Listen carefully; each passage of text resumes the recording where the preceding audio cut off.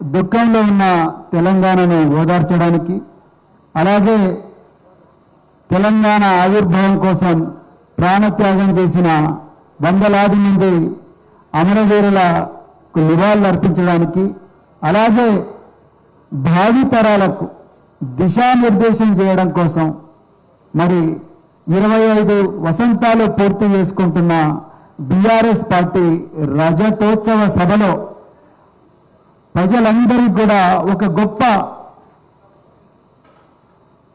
దిశానిర్దేశం చేయడం కోసం ఇవాళ కేసీఆర్ గారు ఈ సభకు రాబోతున్నారు. అయితే ఈ సభకు లక్షలాది మంది తెలంగాణ ప్రజలు స్వచ్ఛందంగా ఇక్కడికి రాబోతున్నారు. మరి ఇలాంటి చారిత్రాత్మకమైన సభకు కేవలం కవితక్క గారు ఇప్పుడే చెప్పినట్లుగా కేవలం రాష్ట్ర రాజకీయాలనే కాదు, దేశ రాజకీయాలను సైతం ప్రభావితం చేయబోయే ఈ చరిత్రాత్మకమైన మైలురాయికి మరి ప్రజలకు ఎలాంటి అసౌకర్యం కలగకూడదని మరి బీఆర్ఎస్ శ్రేణులు వేలాది మంది వాలంటీర్లు ఇక్కడ స్వచ్ఛందంగా ప్రజల కోసం పనిచేయబోతున్నారు. అదేవిధంగా ఈరోజు మరి ఇక్కడ పార్టీ సీనియర్ నాయకులు అందరం మరి నిన్న పార్టీ వర్కింగ్ ప్రెసిడెంట్ కేటీఆర్ గారి ఆదేశాల మేరకు ఈరోజు వరంగల్ పోలీస్ కమిషనర్ గారితోని వారి ఉన్నతాధికారులతోని ఈరోజు బందోబస్తుకు సంబంధించిన మరి రకరకాల ఏర్పాట్ల గురించి కూడా వారితో మాట్లాడడం జరిగింది. వారిని సహకరించాలని కోరడం జరిగింది. ప్రజలు తమ ఇళ్లలో నుంచి బయలుదేరినప్పటి నుంచి సభాస్థలికి వచ్చేదాకా సభాస్థలిలో కేసీఆర్ గారి చరిత్రాత్మకమైన ప్రసంగం విన్న తర్వాత మళ్ళీ ఇక్కడి నుండి అదే ఉత్సాహంతో ఉత్తేజంతో క్షేమంగా ఇంటికి వెళ్ళేదాకా ప్రతి ఒక్క పౌరుణ్ణి కూడా ప్రతి ఒక్క కార్యకర్తను కూడా కంటికి రెప్పలా కాపాడుకోవాలని, ఎక్కడా తప్పు జరగకూడదని పోలీసు బందోబస్తుతో పాటు బీఆర్ఎస్ పార్టీ వాలంటీర్లను కూడా పెట్టడం జరిగింది. మహిళా వాలంటీర్లు, పురుష వాలంటీర్లు సభా ప్రాంగణంలో, పార్కింగ్ ఏరియాల్లో, అదేవిధంగా దారి పొడవునా కూడా ట్రాఫిక్ అంతరాయం కలగకుండా మరి ఏర్పాట్లు చేయడం జరిగింది. ఎంత గొప్పగా ఏర్పాట్లు చేయడం జరిగిందంటే ఒక విమానం టేకాఫ్ అయినప్పటి నుంచి మళ్ళీ ల్యాండింగ్ అయ్యేదాకా ఎన్ని జాగ్రత్తలు తీసుకుంటారో అంతే గొప్పగా మరి చోకింగ్ పాయింట్స్ ఎక్కడెక్కడ ఉన్నాయి, నిర్మాణంలో ఉన్న వంతెనలు ఎక్కడెక్కడ ఉన్నాయి,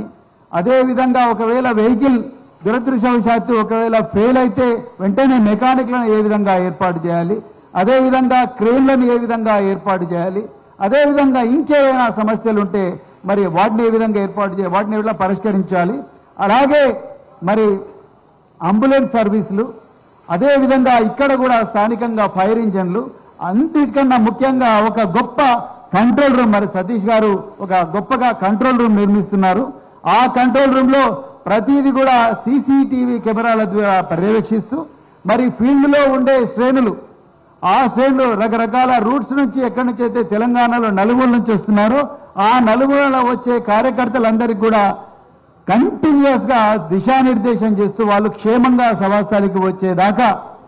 వాళ్ళందరికీ కూడా టెక్నాలజీ వాడుతూ వాళ్ళందరికీ కూడా మరి దిశానిర్దేశం చేసే ఒక గొప్ప కమాండ్ సెంటర్ను కూడా మొట్టమొదటిసారిగా ఇక్కడ ఏర్పాటు చేయడం జరుగుతూ ఉన్నది. ఇలా తెలంగాణ ప్రజలందరూ కూడా నేను ఇంతకుముందే కవితక్క గారు చెప్పారు, ఇది కేవలం బీఆర్ఎస్ పార్టీ సభ మాత్రమే కాదు, ఇది తెలంగాణ ప్రజల సభ, ఒక భావోద్వేగాలతో కూడుకున్న సభ, గతాన్ని స్మరించుకునే సభ, ఈరోజు దుఃఖంలో ఉన్న ప్రజలను ఓదార్చే సభ, భావితరాలకు మరి దిశానిర్దేశం చేసే సభ. కాబట్టి అందరూ కూడా స్వచ్ఛందంగా తరలి రావాలని కోరుకుంటున్నాం. అలాగే పొద్దున్నే మరి ఊర్లలో జెండా ఎగరేసి మరి బస్సుల్లో కార్లలో ఏ వాహనం ఉంటే ఆ వాహనంలో మరి ఎడ్ల బండ్లలో కూడా వస్తున్నారు, ఏ వాహనం ఉంటే ఆ వాహనంలో ఇక్కడికి తొందరగా వచ్చి మరి ఈ సభాస్థలికి చేరుకోవాలని చెప్పేసి మరి రిక్వెస్ట్ చేస్తూ మరి బీఆర్ఎస్ పార్టీ కేసీఆర్ గారు బీఆర్ఎస్ పార్టీని ఒక గొప్ప అద్భుతమైన